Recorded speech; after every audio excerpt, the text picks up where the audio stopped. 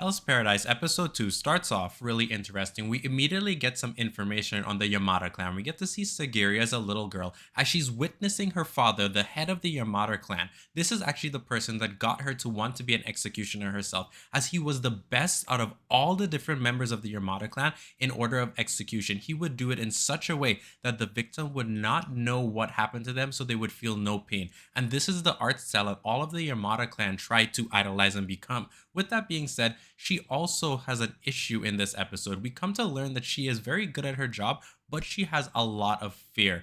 This fear allows her blade to be heavy and dull, which in their current profession means that the victim now feels a lot of pain, and that is not the way anybody wants to go about this job. So, a lot of the Yamada members actually note this, showing that she actually has something that she needs to overcome, and this may not be the job suited to her. So, with that being said, also note that Sagiri is actually a rank 12 in the Yamada clan. She's nowhere close to the top level. The top level is another character we come to see in the episode, which he looks pretty cool. He's got a nice little eye patch. He's called Aizen, and he's actually in this episode to show us what the top ranking member of the Yamada clan actually looks like. Now back to the story, we see in this episode that the Shogun along with his samurais are standing on a podium addressing a lot of the different criminals that were given the prospect of going to the island to be pardoned from their crimes.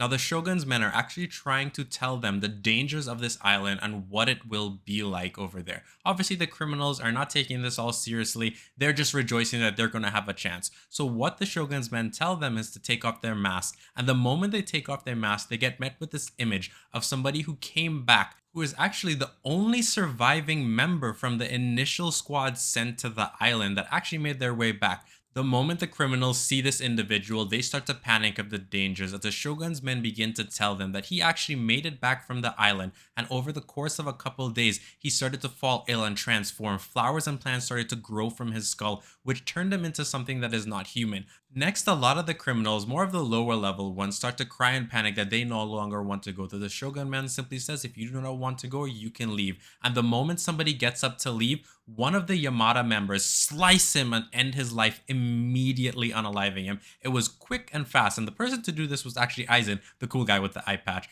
Another thing to note with this part of the story, we're getting to learn that everybody who gets a chance to go will be accompanied by a Yamada family member as an escort to ensure that they follow through with their plans and don't go haywire or try to escape. Now, another thing I want to know before we continue on here, we actually get a scene of Gabimaru. They're chilling out, looking all calm and collected. We also get to see this massively giant dude. But there's one person I want to point out to right now. We get to see this crazy girl. I'm telling you she's crazy because she's got purple hair and the way she's talking. I am telling you, she is going to be a lot of problems later on in this story. I can just feel it. I also feel she might get jealous of Sagiri being with Gabimaru and try to, I don't know, somehow seduce Gabimaru and probably try to kill them. I don't actually know, but this is going to be quite interesting. I just know she's going to be turning the story upside down. That's the kind of character she looks like. Another thing we get to see here is that the Shogun's members do state that there are not enough Yamada members to escort every single one of the criminals, so they will have to lessen the number of criminals themselves. Obviously, this means they're going to have a little battle royale to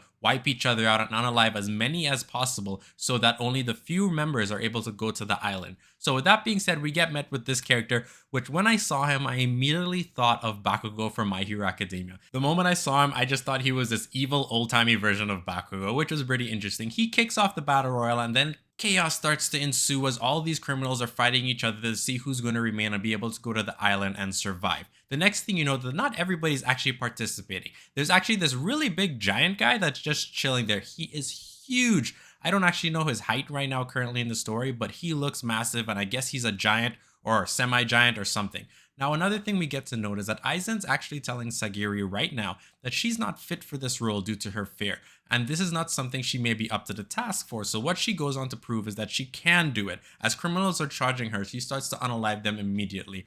However, right after she does that, she looks at her blade and sees the reflection of death, and she just starts to panic and her anxiety starts to overcome her. What really is surprising about this chapter, remember, Gabimaru is a shinobi. He is one of the greatest shinobis, I guess, in the world, and he is somebody who lives as an assassin. So the talk he gives is basically saying how life is so precious and there is no reason to do this. So the criminals actually take this as weakness and start to attack him. So Gabimaru watches them and says, "If you attack me, I'm going to unalive you by force." So they get all surprised, and that's what Gabimaru starts to do. He starts to unalive a whole bunch of people. Eventually, everything stops as they have enough members to go to the island now.